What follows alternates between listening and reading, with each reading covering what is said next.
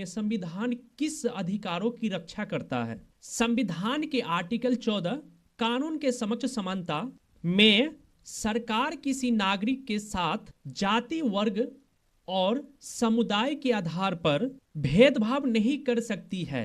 यदि कार्रवाई सिर्फ कमजोर समुदायों पर केंद्रित लगे तो सवाल उठाना स्वाभाविक है।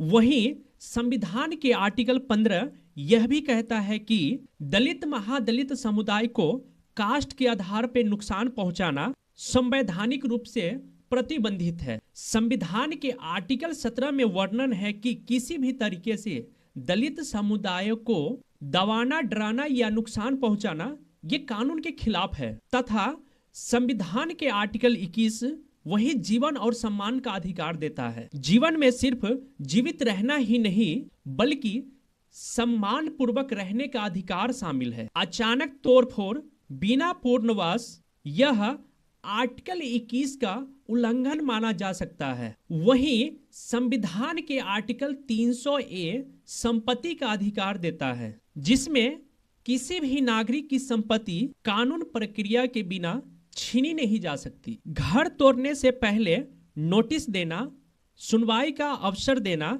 विकल्प या पुनर्वास देना, खास करके कमजोर समुदाय को। यदि ये प्रक्रिया नहीं किया गया तो यह कार्रवाई कानून सम्मत नहीं मानी जाएगी।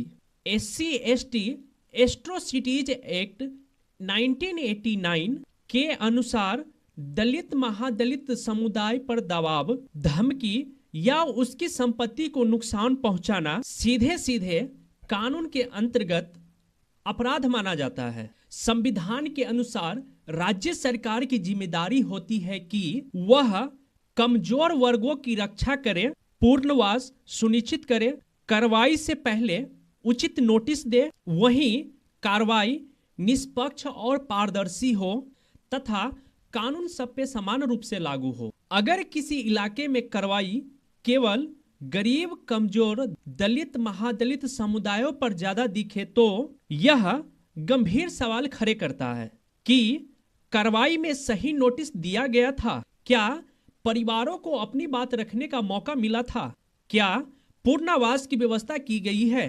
क्या सभी समुदायों पर समान कार्रवाई हुई या केवल सिर्फ गरीब और दलित परिवार ही प्रभावित हुई है? इन सवालों के जवाब ही बताएंगे कि कार्यवाही कानूनी है या दमनात्मक। मकसद यह है कि संविधान में दिए गए अधिकार, समानता, सम्मान और न्याय किसी भी कीमत में हाशिए पर पड़े